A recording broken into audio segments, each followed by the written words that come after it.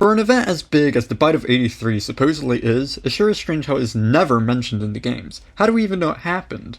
But Tangle, we literally saw it in FNaF 4's End of Night minigames.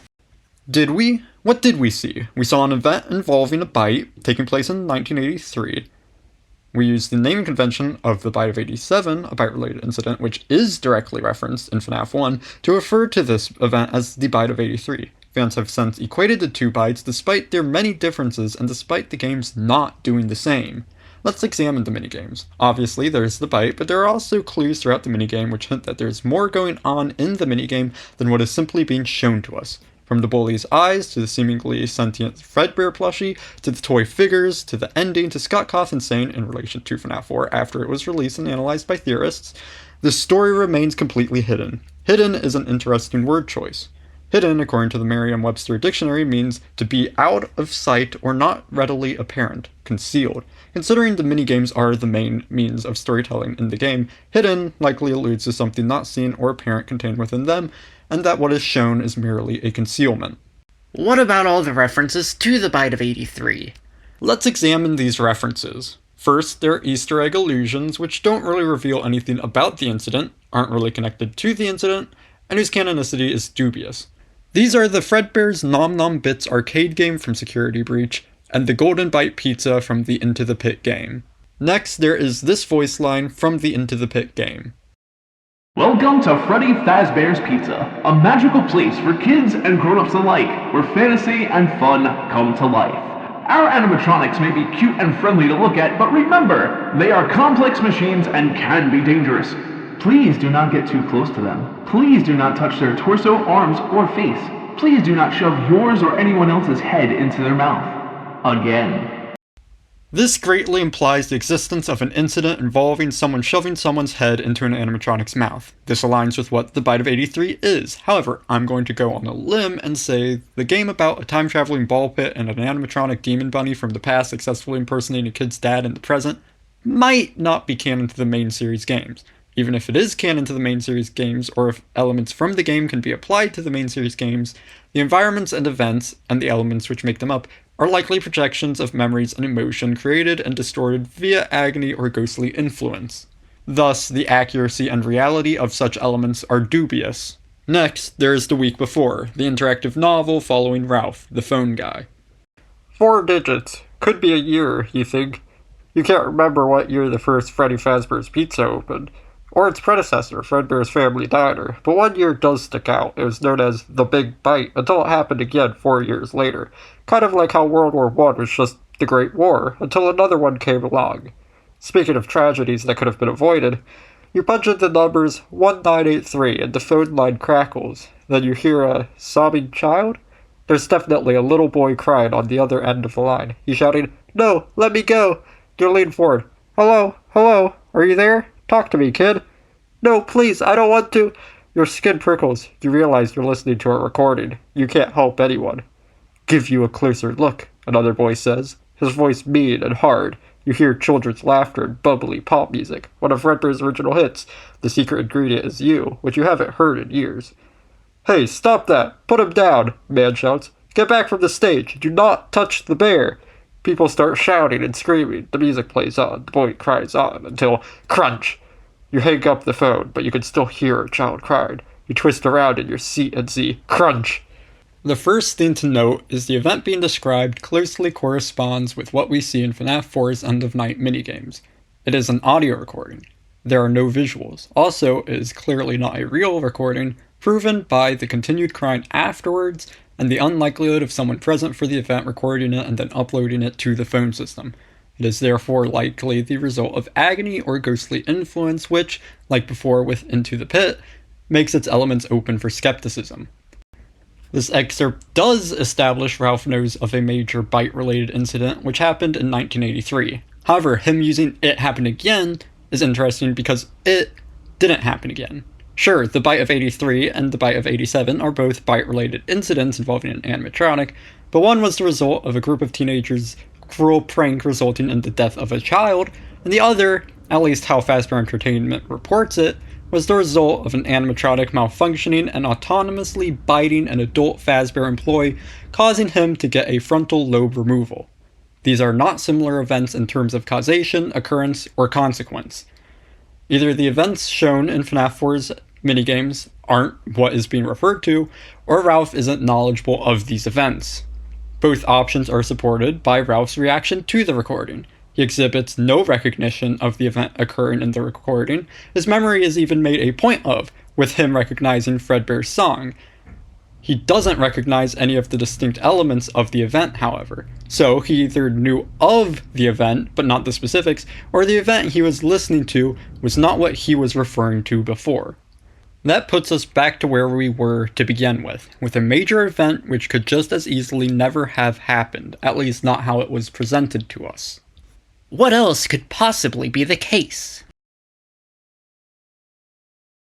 This map from Sister Location reveals some important pieces of information. First, it reveals the Sister Location facility connects to the environments of FNAF 4. Second, there are real animatronics where Nightmare Freddy, Bonnie, Chica, and Foxy, as well as Plushtrap and the Stage Fredbear and Stage Yellow Rabbit would be. And third, there are 4 unknown animatronics, each in their own closet in the Plushtrap minigame hallway. Using this map, as well as the monitors showing the FNAF 4 Knight's bedroom and Plushtrap minigame hallway when entering 1983, conspicuous gas tanks seemingly connected to the pipes around them, which is why they can't simply be stored tanks of helium, found throughout the facility, the functionality of the fun times as revealed through their blueprints, and the scooper being a remnant injecting device, we can conclude that FNAF 4's Knights and Plushtrap minigame were parts of what is often referred to as nightmare experiments. These pieces of evidence can be put together to create a pretty clear picture of the process of kidnapping children and harvesting or experimenting on Remnant. While the other FNAF 4 environments are considered to be a part of this process, many tend to overlook or actively ignore the fact that the FNAF 4 End of Night minigames environment is also connected to the facility. Shouldn't the End of Night minigames therefore also be considered part of the nightmare experiments? No, we see that's full of people, not killer animatronics. Plus the monitors don't show it with the other FNAF 4 locations. It's probably just the real Fredbears connected to the facility. How do you explain the layout then? In a minigame, it's easy to excuse the loss of realism through simplification and stylization, but it's not just the minigame. The facility map reveals this to be the real layout of this environment, and, I mean this in the most literal application of the phrase, nothing more, nothing less. Surely the house is not comprised of only up to 4 rooms, and Fredbear's isn't just comprised of one large hall.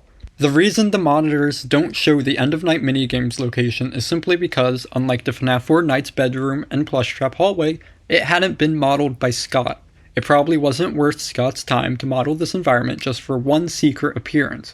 Cutting corners is just good business after all. With that being said, it was not completely shrugged off by Scott.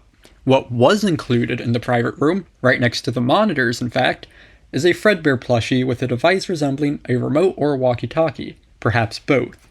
This is a clear allusion to the Fredbear plushie from the FNAF 4 End of Night minigames, which could move and talk.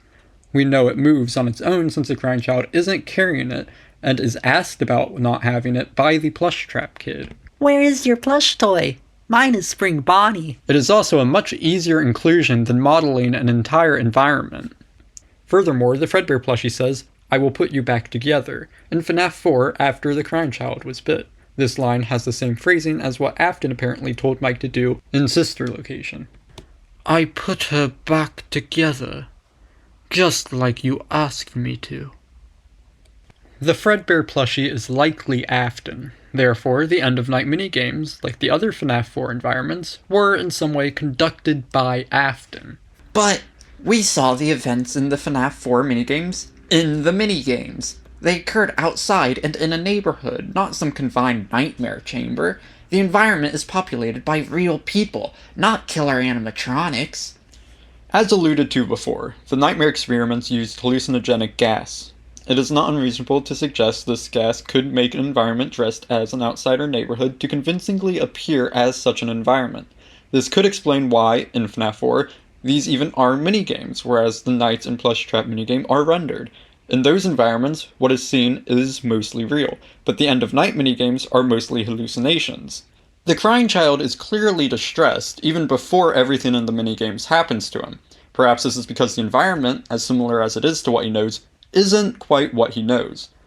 or the events leading up to the minigames were particularly traumatic. The menu house is not consistent with the house from the minigames. It's reasonable to assume these are two separate locations, not just geographically, but also structurally. If the menu house is the Afton house, as many believe, then the minigames house isn't. Everyone in the minigames torments the crying child to varying degrees, either with direct insult or abuse, or harsh indifference to the crying child's plights. Even the Fredbear plushie, whom most view as supportive, seems to mock the crying child occasionally, and more so depending on how you read its lines. Even its iconic line, "Tomorrow is another day," isn't really reassuring. It's brushing off the crying child's distress rather than addressing it. In the context of the minigame, each tomorrow is just as bad, if not worse, than the previous, and also brings the crying child closer to the bite and then flatlining. Furthermore, most of what the plushie says is not even specific to the events occurring.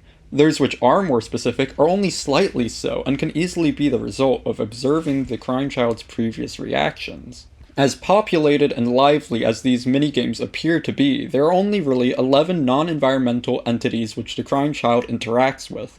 There is, of course, the Fredbear plushie, then there are the 4 bullies, there is the Fredbear animatronic and employee, and there are the 5 neighborhood children.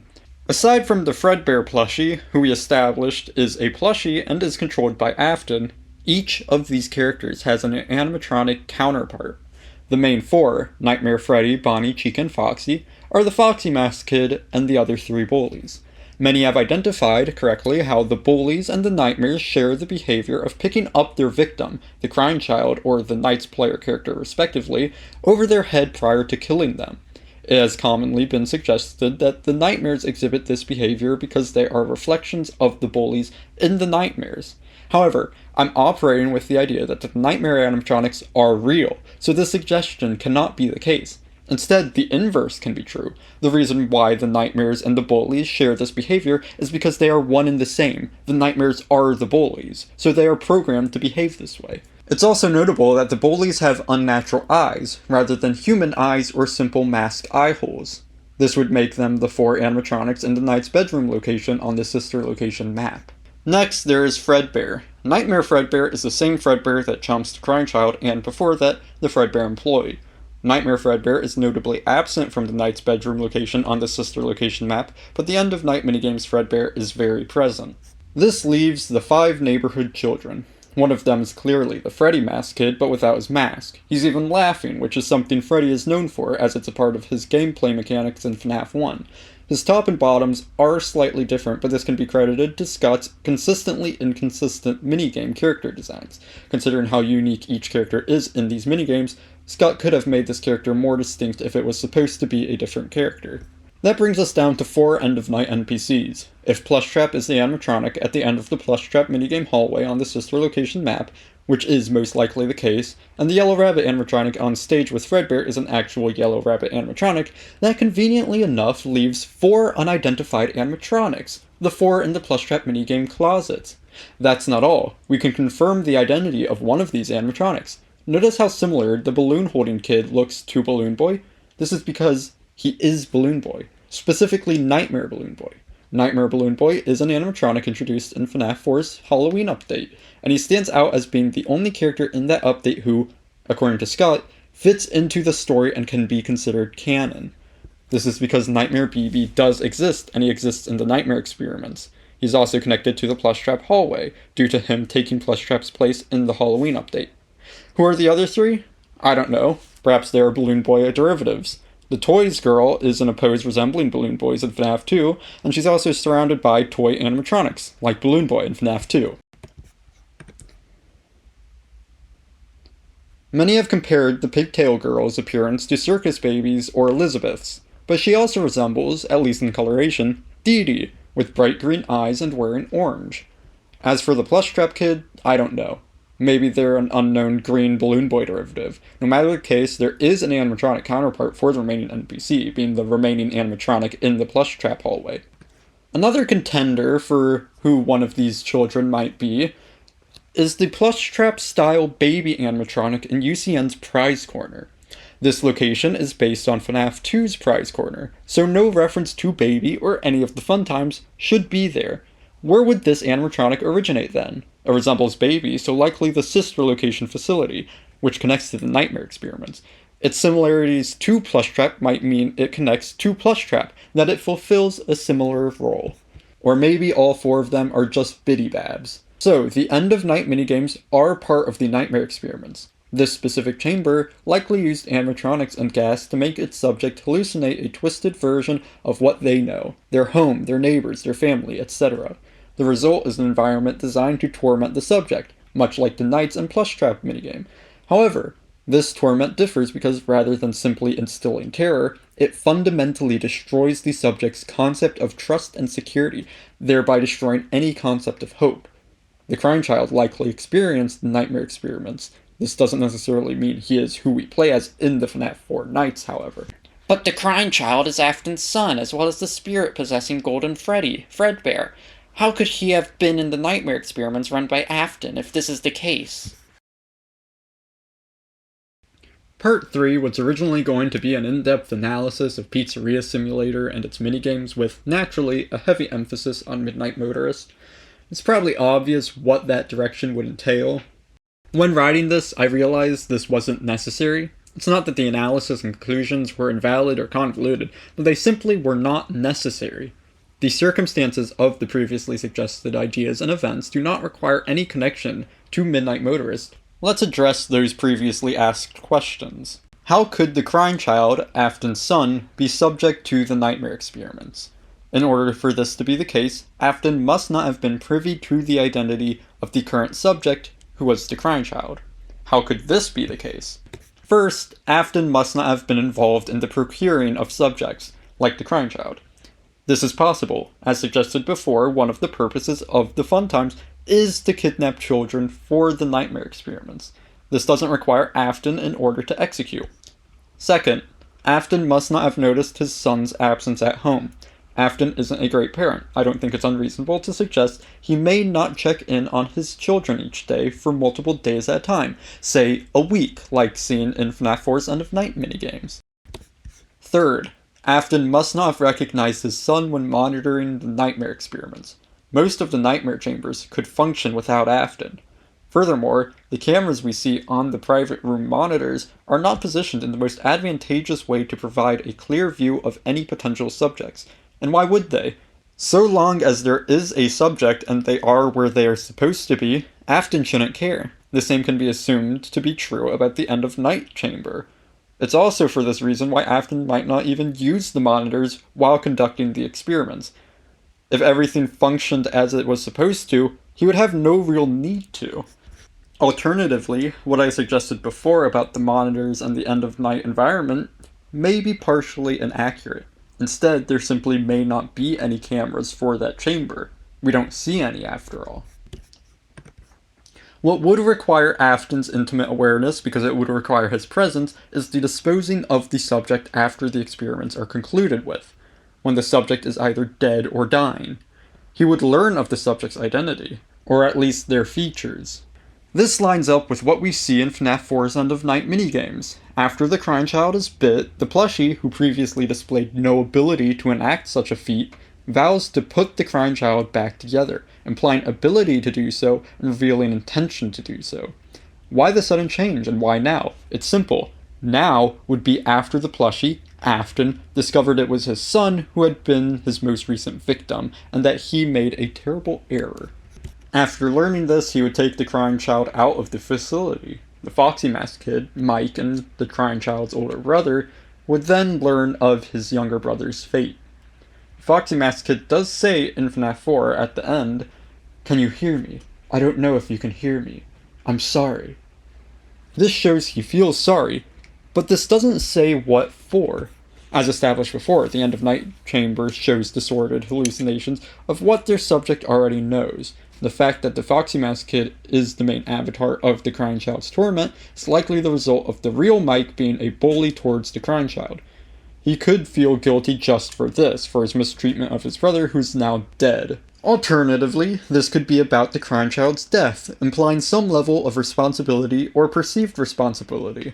The Foxy Mask Kid could have put the crying child in a situation where they could be kidnapped by a fun time, locked alone and defenseless. Or perhaps Afton blamed Mike or took it out on Mike, causing Mike to develop a guilt complex. If Afton wasn't around, it would have been Mike's responsibility to look after his younger brother. For all of this to be the case, the fun times would have to have existed at this time in the series. This is more likely than some may suggest. It is noteworthy that the earlier in the timeline we go, the more financially sound Fazbear Entertainment seems to be. In 1983, we had Fredbear's Family Diner, with its spring locks, audio detecting, and free-roaming animatronics. They had a lot of merchandise, seen in masks, figures, and plushies, and they even had their own TV show. There's the pre-FNaF 2 location, which we know happens before 1987. It had new animatronics with audio detection and free roaming, and possibly spring locks. The state of its merchandise is unknown. We do have Freddy and Friends on tour from Security Breach, which is likely from this time due to its visual style. And also the fact that it doesn't have Fredbear. Next, we have the FNaF 2 location from 1987. This also has new animatronics, complete with audio detecting, face recognizing, and free roaming systems. There is less merchandise, but it's still very present, with there being a prize corner. At this time, they have also started salvaging past animatronics rather than simply creating new ones with new parts. Then there is the FNaF 1 location, which likely takes place sometime in the 1990s. Its animatronics are repurposed older animatronics rather than completely new models, and there is no prize corner. And there's a distinct lack of merchandise in the location. The next definitively Fazbear-funded location we see is the Pizzeria Simulator location. Here, the player is encouraged to invest their own savings and earnings, as well as cut corners. All animatronics and merchandise have to be bought or salvaged, rather than being provided by Fazbear Entertainment, like in previous locations. And the animatronics are stationary, except for those salvaged, of course, since those are possessed. The fun times, these state-of-the-art marvels of machination, were likely made earlier in the timeline, when Fazbear Entertainment had the money to invest in the development of them. This is further supported by the fact that there was a spring lock animatronic in the sister location facility which was supposed to be used for Circus Baby's Party World, meaning use of spring lock animatronics was still in practice when Circus Baby's Party World was opened. If the sister location mentioned in the FNaF 3 tapes is the sister location, Circus Baby's Pizza World, then this confirms the earlier placement. Hello. There's been a slight change of company policy concerning the use of the suits. Don't. After learning of an unfortunate incident at the sister location involving multiple and simultaneous spring lock failures, the company has deemed the suits temporarily unfit for employees. Safety is top priority at Freddy Fazbear's Pizza, which is why the classic suits are being retired to an appropriate location while being looked at by our technicians. In sister location, Hand Unit says this, referring to just Circus Baby's Entertainment and Rentals, not Circus Baby's Pizza World, meaning the closing of Freddy Fazbear's Pizza could occur after the opening and closing of Circus Baby's Pizza World. Allow me to fill this somewhat frightening silence with some light-hearted banter. Due to the massive success, and even more so the unfortunate closing of Freddy Fazbear's Pizza, it was clear that the stage was set, no pun intended, for another contender in children's entertainment. Unlike most entertainment venues, our robotic entertainers are rented out for private parties during the day, and it's your job to get the robots back in proper working order before the following morning. There is a major implication of this theory which I have been neglecting up until now. If this theory is correct, then that makes, in my opinion, the crime child the best qualifier for the one Afton should not have killed. There are many interpretations of the meaning and holder of this title. Some suggest this title refers to someone Afton shouldn't have killed for moral reasons, which is concerning since many of his victims are children. Putting moral value on his immoral actions is concerning. Surely none of the children should have been killed. Others suggest it is in reference to a strategic error, that Afton killing someone allowed his crimes to be noticed and or for that victim to bring about his downfall or torment. This is fine. It could be argued should not implies an obvious alternative to an action, and yes, he could not be a murderer.